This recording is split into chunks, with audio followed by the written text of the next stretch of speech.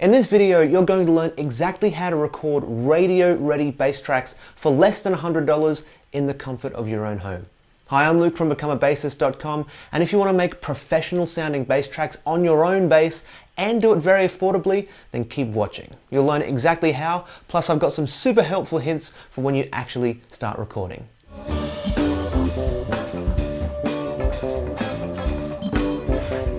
40 years ago, it would have been next to impossible for an amateur to record their bass, so it's essentially radio ready. You would have had to save up your money, go to an expensive professional studio, hire a recording engineer, and because that time was expensive, you'd have to make things super quick, maybe 1 or 2 takes. Then you might have to pay someone to mix and master it. It becomes very expensive and it can take a long time. That's why I love living today, because we can do all of that for a fraction of the price, take as much time as we need in the actual studio, and get even better sounding results. But only if you know how. But that's what you're going to learn right now. If you're watching this, I'm going to assume you already have a bass to record with, as well as an instrument cable, and optional but definitely recommended headphones, and some kind of computer. It doesn't have to be super new or super fancy. The computer I'm using for this video is 8 years old at this point, and it does the job just fine.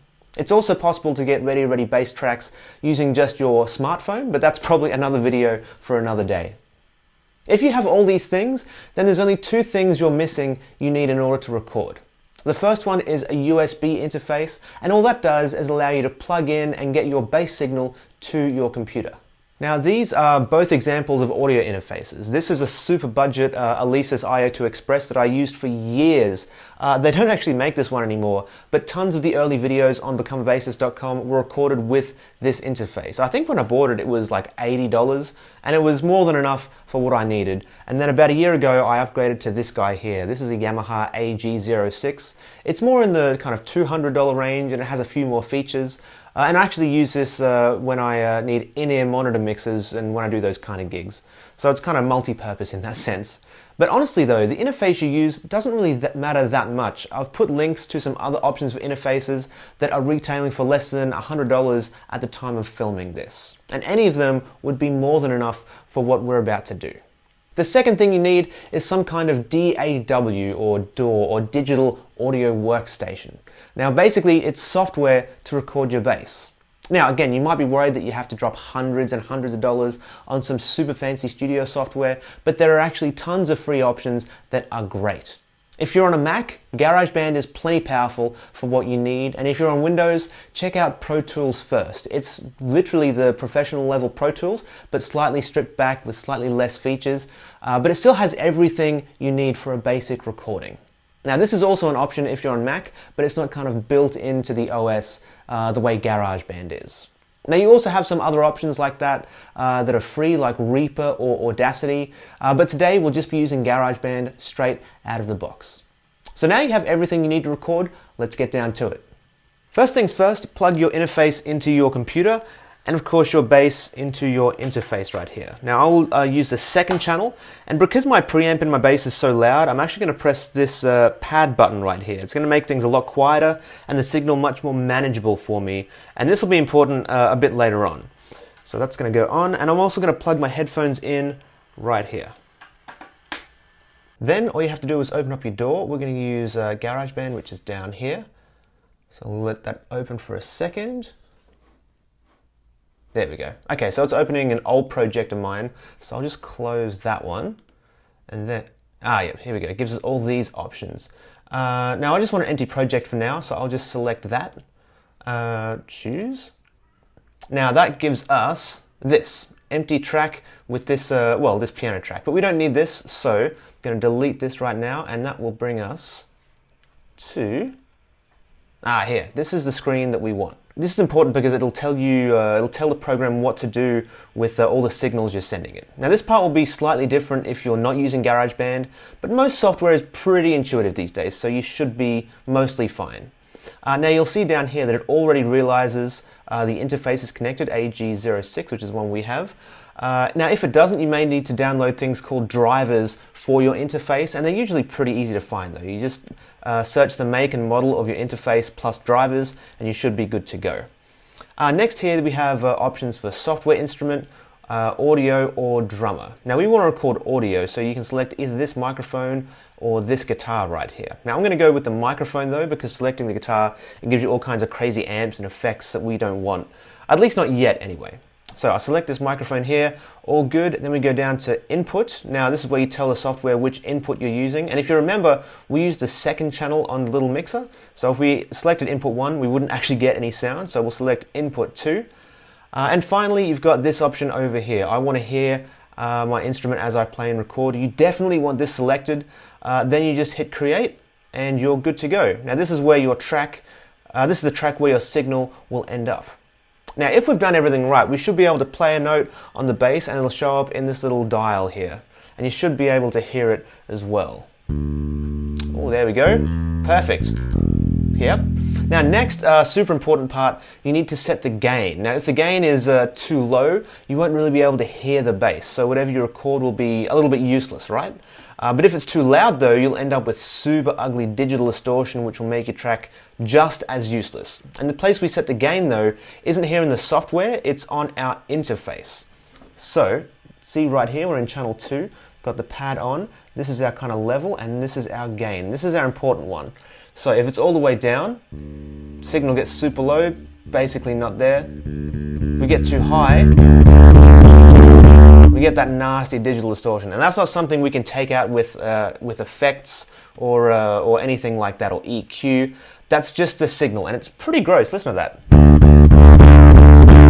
Now, in general, you want your signal to be in the kind of 50 to 75% range of this little dial here. Yeah, you don't want it to be peaking too close to the top, because when you might get excited when you're recording, and you might play a little bit harder than you normally do, and it might clip.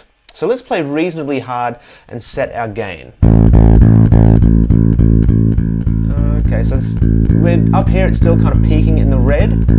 So we kind of want to come down a little bit from that. Probably about there. It's pretty decent.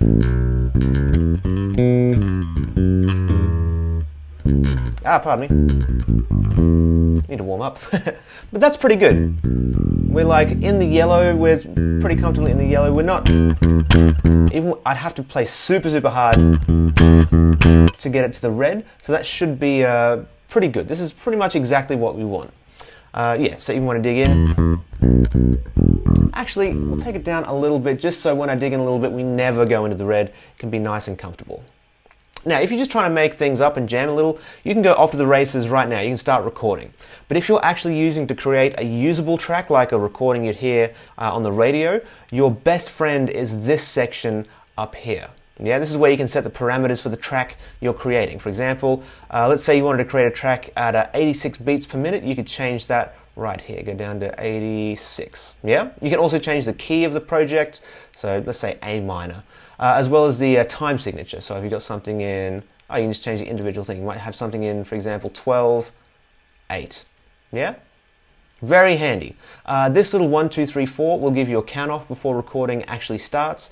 This tuner, very handy if you need to tune up before you start. Oh, that was a little bit sharp.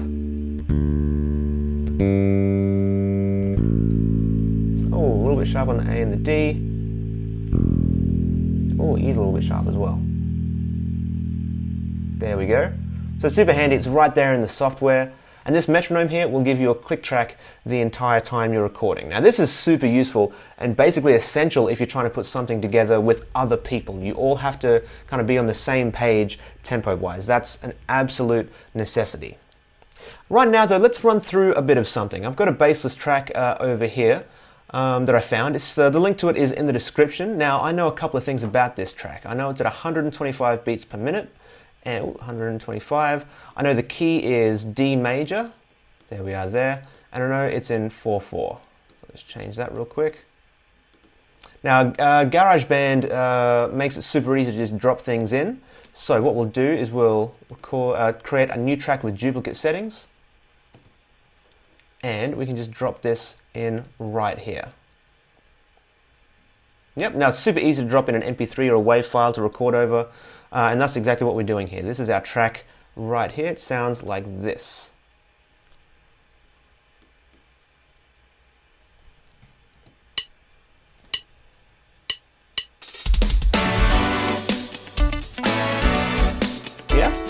like a modern gospel-y thing. It's pretty cool. Sweet, so we'll drag that to the front. And when it like figures it out, it'll have all the what kind of waveforms and stuff up here. But when you're ready to record, all you have to do is hit this red button over here. Now you want to make sure your cursor is right at the point you want to start recording, otherwise if you start here for example and press record, it'll only start recording from there. The other thing you need to really pay attention to is that your track is selected, the bass track, otherwise you'll end up recording over the backing track, which is not what you want. Okay, so let's give this a try. Let me just put this camera down so you can see my bass a little bit better. And we'll just press this red record button and we're off to the races.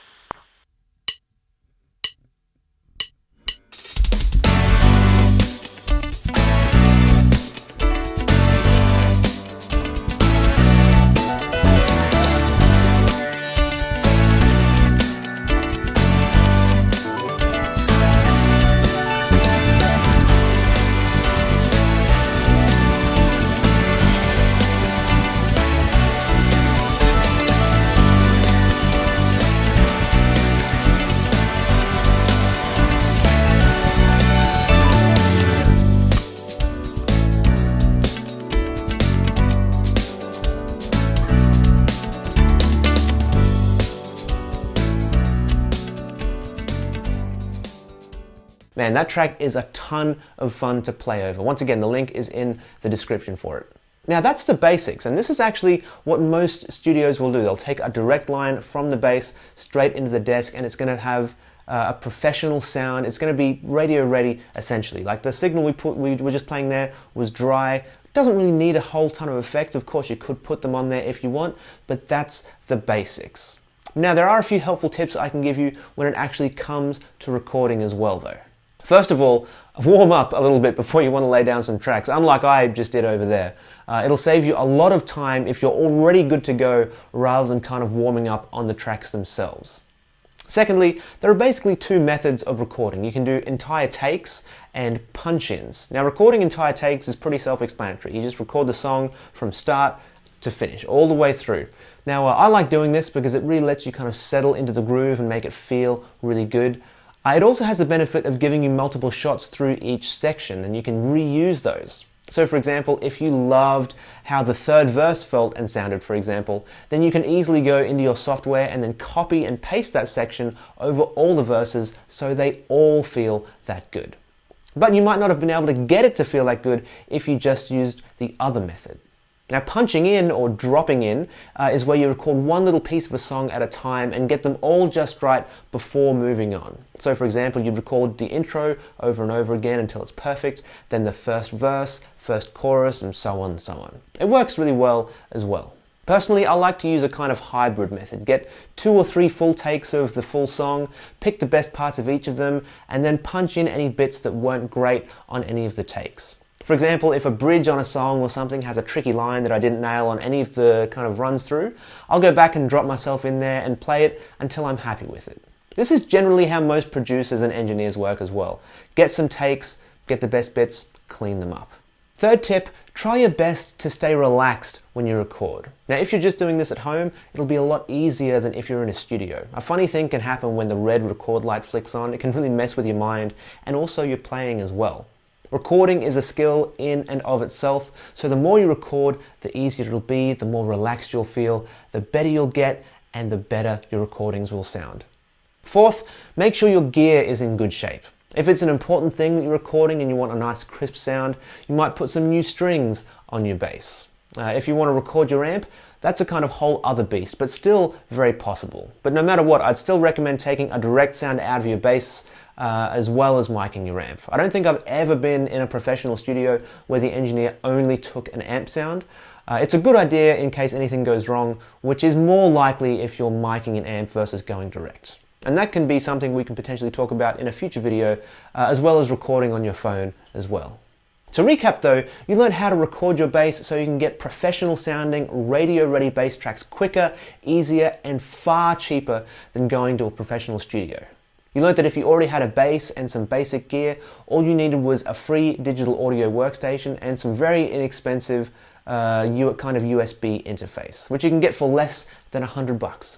You learned that the most important part of the process was setting the gain so you can actually use the signal that you're making, and you got 4 helpful tips about the whole recording process as well. Thank you so much for watching, I really appreciate it. Now if you're a beginner bass player and you're not sure what to practice and what to focus on, I've put a link to my beginner's starter pack down below. It'll show you exactly what to practice and the order to do it that will shave months off your learning curve. So hopefully I'll see you in there as well. I'm Luke from becomeabassist.com. Happy recording, and I'll catch you soon.